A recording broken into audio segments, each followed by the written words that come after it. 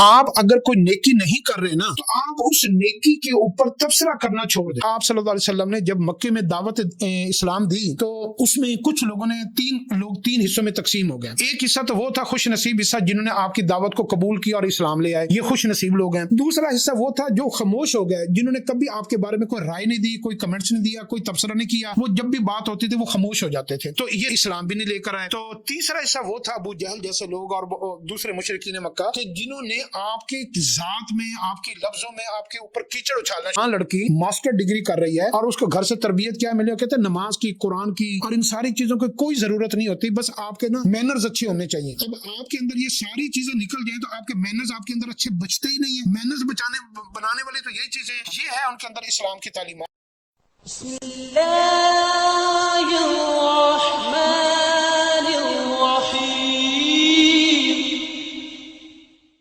ہم نا کئی دفعہ نیکی کرنا چھوڑ دیتے ہیں، نماز چھوڑ دیتے ہیں، قرآن کی تلاوت چھوڑ دیتے ہیں، خیر اور بھلائی کے کام چھوڑ دیتے ہیں، صدقہ خیرات چھوڑ دیتے ہیں، زکوٰۃ دینا چھوڑ دیتے ہیں اور لوگوں کے ساتھ اچھے اخلاق سے پیش آنا چھوڑ دیتے ہیں۔ ہمارا مزاج چڑچڑا ہو جاتا ہے، گناہوں میں ہم بڑھ جاتے ہیں، برائیوں میں پڑ جاتے ہیں اور ہر برائی ہمارے اندر جو ہے نا وہ پیدا ہو جاتی ہے۔ اس سارے برائیوں کا ایک ہمارے اوپر اثر جو ہوتا ہے نا، جو بڑا خطرناک ہے، جس کی طرف ہمارا کبھی دھیان نہیں گیا، وہ یہ ہوتا ہے ہمیں نیکی سے نہ چڑ ہو جاتی ہے۔ ہم نا نماز، ایک تو ہم خود نماز نہیں پڑھتے، پھر ہم کیا کرتے ہیں چڑ کی وجہ سے نا وہ جو ہمارے اپنے اندر کی برائیاں وہ اس قدر مضبوط ہو جاتی ہیں، کانٹے پیدا ہو جاتے ہیں اور جھاڑدار جھاڑیاں پیدا ہو جاتی ہیں، خاردار جھاڑیاں، اور اندر جنگل بن جاتا ہے، دل پتھر ہو جاتے ہیں اور زبان سخت ہو جاتی ہے۔ تو اس کے اثرات کی وجہ سے جیسے آدمی جنگل میں گزرے نا تو ادھر سے کوئی کانٹا چبھتا ہے، ادھر سے چبھتا ہے، ادھر سے پاؤں میں چبھتا ہے، ادھر کو سانپ نکل آتا ہے، ادھر کو بچھو نکل آتا ہے۔ آپ نے کھیتوں میں دیکھا ہوگا۔ تو ہمارا جب یہ حال ہو جاتا ہے نا، برائیاں کرتے کرتے، گناہ کرتے کرتے، پھر ہمارے اندر نیکی کی خواہش ختم ہو جاتی ہے۔ پھر ہم گناہ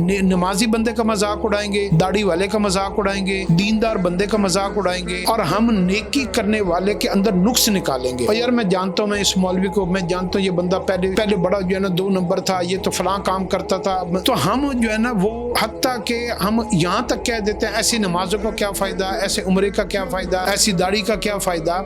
ایسے ہم کہتے ہیں یار نمازیں جو ہے نا اللہ بخش دے گا، قرآن کی تلاوت نہ بھی کی تو اللہ معاف کر دے گا۔ میں ایک دن ایک انٹرویو دیکھ رہا تھا، کینیڈ کالج لاہور میں ایک بہت خواتین کالج ہے، وہاں ایک نوجوان لڑکی ماسٹر ڈگری کر رہی ہے اور اس کو گھر سے تربیت کیا ملے، کہتے ہیں نماز کی، قرآن کی اور ان ساری چیزوں کی کوئی ضرورت نہیں ہوتی، بس آپ کے نا مینرز اچھے ہونے چاہیے۔ اب آپ کے اندر یہ ساری چیزیں نکل جائیں تو آپ کے مینرز آپ کے اندر اچھے بچتے ہی نہیں ہیں۔ مینرز بنانے والی تو یہی چیزیں ہیں، یہ ہے ان کے اندر اسلام کی تعلیمات۔ تو میں آپ کو ایک نسخہ بتاتا ہوں، وہ نسخہ آپ کو بڑی بڑی مصیبتوں سے اور بڑی بڑی بے دینی سے بچا لے گا۔ وہ نسخہ کیا ہے کہ اگر آپ داڑھی آپ نے نہیں رکھی نا تو آپ کبھی کسی داڑھی والے کو برا نہ سمجھیں، نہ اس کے بارے میں کوئی کمنٹس کریں، نہ اس کے بارے میں کوئی بری رائے رکھیں، اور آپ اپنے آپ کو ایک آدھ دفعہ ضرور کہا کریں یار مجھے داڑھی رکھنی چاہیے۔ ایسے اگر آپ نماز نہیں پڑھتے نا تو آپ ہمیشہ نمازی کے اندر کبھی نقص نہ نکالیں کہ یار اس کی نماز کا کیا فائدہ، آپ خاموش ہو جایا کریں۔ اسی طریقے سے اگر آپ قرآن پاک نہیں پڑھتے نا تو جو حافظ قرآن ہے، قاری ہیں، آپ ان کے بارے میں اپنی زبان کے تبصرے ختم کر دیں، اپنی زبان کو لگام دے دیں۔ آپ ان کے بارے میں نیگیٹو ورڈز کہنے، چاہے ان کے اندر کتنے بھی گناہ ہیں، آپ ان کے اندر جو ہے نا نیگیٹو کمنٹس پاس کرنا۔ آپ اگر کوئی نیکی نہیں کر رہے نا تو آپ اس نیکی کے اوپر تبصرہ کرنا چھوڑ دیں۔ ہم اس حد تک برائی میں اور بے دینی میں بڑھ گئے ہیں کہ ہم ایک تو وہ نیکی خود نہیں کر رہے ہوتے، اور دوسرا جو بندہ وہ نیکی کر رہا ہوتا نا اس کی ذات کی کمیاں، کوتاہیاں، خامیاں اچھال کے اس نیکی کو بھی معاشرے میں ڈاؤن کر دیتے ہیں۔ داڑھی والے کو ڈاؤن کر دیا، نمازی کو ڈاؤن کر دیا، قاری کو ڈاؤن کر دیا،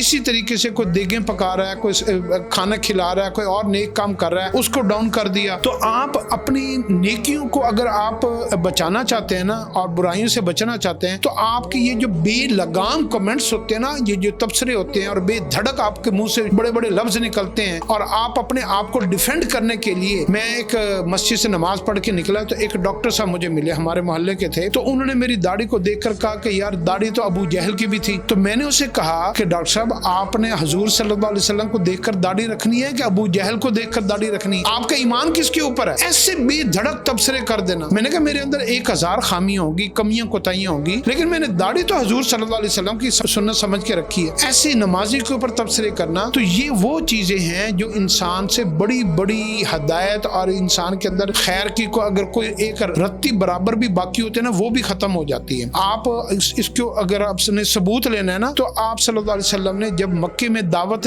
اسلام دی تو اس میں کچھ لوگوں نے تین حصوں میں تقسیم ہو گئے. ایک حصہ تو وہ تھا خوش نصیب حصہ جنہوں نے آپ کی دعوت کو قبول کیا اور اسلام لے آئے, یہ خوش نصیب لوگ ہیں. دوسرا حصہ وہ تھا جو خاموش ہو گئے, جنہوں نے کبھی آپ کے بارے میں کوئی رائے نہیں دی, کوئی کمنٹس نہیں دیا, کوئی تبصرہ نہیں کیا, وہ جب بھی بات ہوتی تھی وہ خاموش ہو جاتے تھے, تو یہ اسلام بھی نہیں لے کر آئے. تو تیسرا حصہ وہ تھا ابو جہل جیسے لوگ اور دوسرے مشرکین مکہ کہ جنہوں نے آپ کی ذات میں, آپ کے لفظوں میں آپ کے اوپر کیچڑ اچھالنا شروع کر دیا اور دین اسلام میں نقص نکالنا شروع کر دیا اور خیر اور بھلائی میں کیڑے نکالنے شروع کر دیے. تو ایک طبقہ یہ تھا, یہ تیسرا طبقہ. یہ جو تیسرا طبقہ تھا نا, اللہ نے ان کو ہدایت نہیں دی. یہ جو نیگیٹو کمنٹس دینے والے لوگ ہوتے ہیں نا, نیگیٹیوٹی جو پیدا ہوتی ہے, اللہ نے ان کے اندر اگر کوئی عقل, ذہانت, فراست اور شعور بھی تھا نا, اللہ نے ان سے باقی وہ بھی چھین لیا. کیونکہ ابو جہل کو مکہ کا سب سے سمجھدار اور حکمت کا باپ کہا جاتا تھا, اتنا سمجھدار انسان تھا, لیکن اس نے حضور صلی اللہ علیہ وسلم کی ذات کے اوپر کیچڑ اچھالا. اللہ نے اس کی عقل کو سلب کر دیا, یعنی اس کا دل ہی پتھر ہو گیا. لوگوں کی جو ہے نا صرف آنکھیں اندھی نہیں ہوتی, دل اندھے, اللہ نے ان کے دل اندھے کر دیے. تو اس لیے آپ اپنی زبان کو لگام دیا کریں, آپ خاموش ہو جائے. اگر آپ اس نیکی کے اوپر عمل نہیں کریں نا, آپ کے والد, آپ کے دوست, آپ کے عزیز و اقارب یا کوئی بھی آپ کو کہتا بیٹا نماز پڑھا کرو, آپ نماز نہیں پڑھتے, تو وہ آپ اس کو نا کوئی غلط جواب نہ دیں, آپ خاموش ہو جائیں اور اتنا فکر کہہ دیں جی آپ دعا کر اللہ مجھے توفیق دے, نماز پڑھنی چاہیے, مجھے پڑھنی چاہیے نماز. آپ اس کے بارے میں یہ نہ کہ یار نماز کی فائدہ, ٹائم ہی نہیں ملتا یار نماز کے لیے, تو انہوں نے چھوڑا کہاں ہے, دفتر میں ہر وقت بیزی رہتا ہوں. یہ کوئی نہ کوئی ایسا غیر شعوری طور پر ہم غلط کمنٹس دے جاتے ہیں. اللہ ہمارے اندر جو باقی کی بھی کوئی خیر بھلائی ہوتی ہے نا, اللہ اس نحوست کی وجہ سے اس کو بھی ہم سے واپس لے لیتے ہیں. تو اپنی زبان کو لگام دیا کریں, بے دھڑک نہ جواب دیا کریں.